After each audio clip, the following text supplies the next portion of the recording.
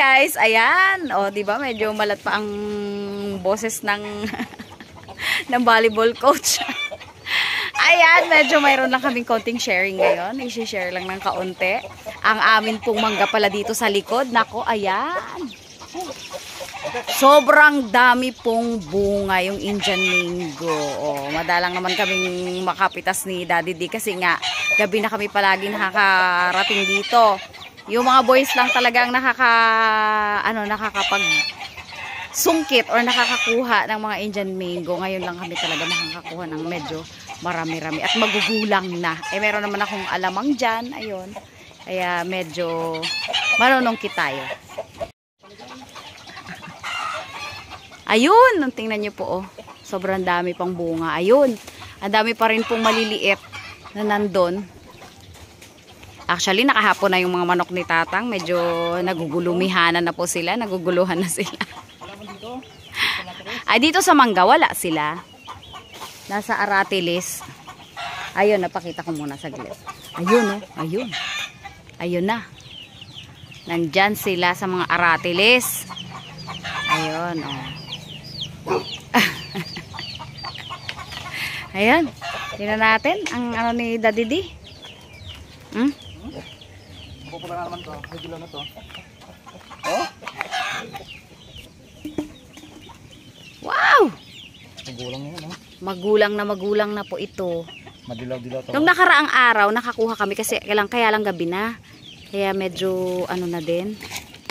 O, diba? Oh, sarap! Sarap! O, diba? Ayun, oh. Ayun, oh. Nandito lang sa likod, oh. Ang daming mangga, oh. Yung ano, Pico Verde. Bulaklak pa lang. Ay, may bulaklak pa lang. Pero yung isang mangga po na yon, kung nakikita nyo, ayun po. Ayan. Pakita ko lang saglit. Ito pong, ano na yan, manggang yan. Hindi na po siya nakabawi. Yung, yan po, oh. Yung namatay siya, parang inana ito, Dad, no? Ay, tinamaan ng kidlat? Hindi to tinamaan ng kidlat, parang nabulok yung puno. Yung nag-Il Nino po yan, yung sobrang ano siya, natuyo. Ayan na, hindi na siya nakabawi. Sobrang ano na po, oh, namatay na siya talaga. Dapat pala maipapulak na to, no? Baka matumba? Baka matumba na lang bigla. Dapat kahuyin na yan. Dapat kahuyin na talaga to. Delikado naman, oh. Medyo delikado na. Hindi na po tayo masyadong lalapit doon sa kamarin ni Tatang. Kasi ano na siya. Yung ibang mga manok po ay nakahapon na dyan. Hindi na kami masyadong lalapit. Medyo naguguluhan nga sila sa amin. Ay! Dad, napakarami dito! Speaking of bunga. Ayun, oh! Sobrang dami pala dito, Dad, oh! Madidilaw. Eh kaso baka maano yung mga manok. Ay, bukas na lang yan. Tingnan nyo po, oh. Kaso sa ibabaw siya ng kamarin ni Tatang. Baka, kasi pag na, ano yan, tama ka, Dad. Pag bumagsak sa bubong, maiingayan sila, magtitilaukan, magpuputakan lahat. Ay, ang dami po, oh. O dito, medyo kita pa, kasi medyo madilim na po. Ayun. Saan? Si Daddy D. May nakita daw siya. Hindi na kayo makakakita ng tandang na ano, naglilimlim. Ay, opo. Hindi siya naglilimlim. Inaalalayan niya yung ano. Kasi meron po kaming isang buriw-riw na naman dito. Yan po. Alam niyo po ba na yung manok na yan, yung tandang na yan, ay siya na ang ano, siya na ang nag-alaga ng nagpalaki dyan sa mga kitik na yan, yung mga kitik na yan na mga itim yan, babalik rin po yan yung isang yun na bulabog ko lang, yun po. Meron sa loob ng katawan niya po yan. Dalawa yan, eh. Ayun, dalawa po yung sisiw na yan na pinalaki niya. Kasi iniwan po yan ng nanay. Tapos maliit na maliit pa po yan, kinukwento po yan ni Tatang, eh. Ayun, oh, ayun, oh, yun ang binti. Ayun, kita, yung binti yun, oh, yun, nandun po sa ilalim ng pakpak niya. Ayokong lapitan, baka lumipad, eh. Hindi, konti lang. Ayun siya, oh. Kita naman yung paa yun. Ayun po. Yung paa. Eh, tuturo.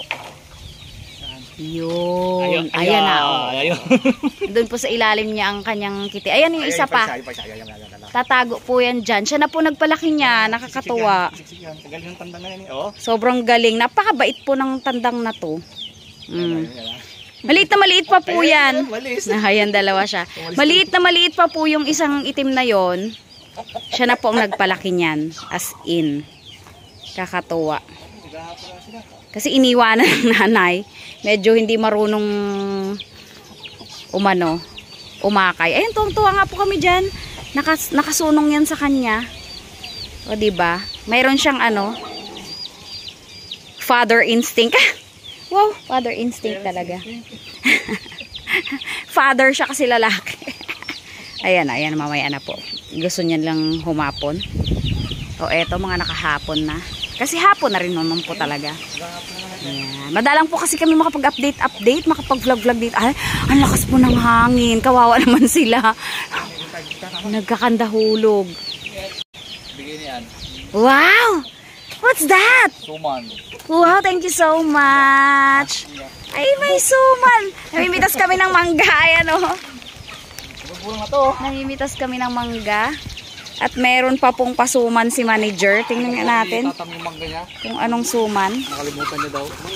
Yan. Ayan. Nagkukumuha sila ng mangga. Ayan po. May pasuman si manager. Thank you so much, manager. May pasuman. Oh, oy, alis ka dyan, oh, yung mag-aama. Ayan. Oo, siya nag-aalaga niyan. Wow, nice. Sobrang bait niyan, siya nag-aalaga. Si Pepot. Sobrang bait po niyan, as in. Kawawa naman sila, oh, nagsusuway-suway sa lakas ng hangin. Yan, kamusta naman po ang mangga natin? Tama na yan, Dad. Hanggang bukas na natin yan. Hindi. Yan lang. Nagpitas lang kami. Mumukbangin ko daw ba? Mumukbangin daw ba namin yung mangga? Kahirap naman yatang mukbangin yung mangga. Nakakaano po yan, nakaka-detox. Sa totoo lang po, pag may pasok kasi, hindi rin ako interesado kasi mga ilang minuto pa lang, hihilab na talaga yung tiyan ko. Basta kumain po ako na yan ng mangga, pakwan, kahit na anong mga gulay-gulay o prutas. Napakabilis ko pong mag-detox kaya wala yan. Hindi pwede. At least bukas ay Sabado po. Kaya medyo okay tayo. Ayan na po ang may alamang naman ako eh. Pero kagabi nagkuha kami ng kaunti lang talaga kasi may pasok pa ako ngayon. Ayan, oh. Sawain ka rito. Madami, medyo madilim na po kasi gabi na. At ayun, may suman po kami. Salamat sa suman ni manager. Pakita mo nga, Dad, ang suman na yan. Bagong luto, mainit pa. Ha? Siya talaga, wow. Oh, kamuting kahoy daw po ito. Sabi ni Harabe. Thank you. O, tara na, at umaambon. Ayan na, umulan na pati. Umulan na. O, ayan ang kubo paggabi. Meron po kaming ano doon, no? Meron po kaming blinker. Ayun, no?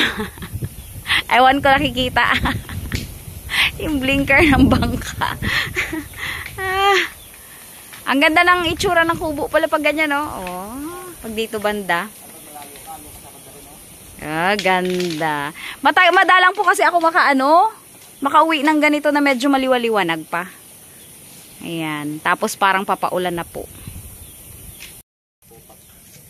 Ayan, paminsan-minsan po ay may kaunti-unti paunti-unti po kaming mga mini vlog na ganyan, mga sharing time po. Maraming salamat po sa mga patuloy na sumusuporta sa aming channel, ha, kahit na po sobrang dalang po talaga naming mag-upload dahil po sa sobrang kabisihan ni Ma'am. Siguro po pag talagang bakasyon na yan, siguro sabay-sabay or sunod-sunod po talaga. Maraming salamat po. Bye and God bless. Sana po may mangga rin kayo dyan. Ay, si Harabe o nandyan. Kasi po kukunin niya yung lukan ni Shake Girl. Syempre po pang pa-enhance po ng ng milk, breast milk po. Kinalimutan ko rin kasi. Nakalimutan po kasi niya kanina. Tapos may mangga pa po. May mangga pa pala silang kinuha. Nakalimutan niya rin. Kaya yun po yung binalikan niya dito. Ayan. Maraming salamat po. Ayan. Ayan. Saka yan. Ayan, may pahabol. May patrial po tayo. may taste test ng suman. Ang sarap. Ang sarap po. Ano siya? May buko. Tapos, saktong-sakto yung texture. Wow, may pag-ganon. Manager, saktong-sakto ang texture. Sobrang sarap. Kaya lang, syempre, kalahati lang siguro ang kakainin ng diabetic. Kasi baka ma-sugar din. At, syempre, ewan ko lang kung hindi magkarambola sa tiyan ko to. Baka mag-away sa tiyan ko. Kasi po, di ba, nung mga bata, nung araw po, nung mga bata pa tayo, sabi, huwag mong pagsamahin yung matamis at saka yung maasim, baka mag-away sa loob ng tiyan. Baka mag-away yung mangga at saka yung suman. The best din po yung mangga. Ang mangga po na to ay yung sakto lang, yung hindi naman po siya sobrang tamis, tapos hindi po siya sobrang asim. Meron po kasing, hindi rin siya matabang. Meron po kasing mangga na pag tumatamis ay medyo umaano na. Tumatabang na yung lasa. Ito po, sakto lang. Oh, tingnan nyo po. Talagang medyo manilaw-nilaw na rin. Kaya kailangan na pong pagpipitasin. Ayan. Oh, konting pahabo lang po yun. Taste test sa ating mga pagkain for tonight.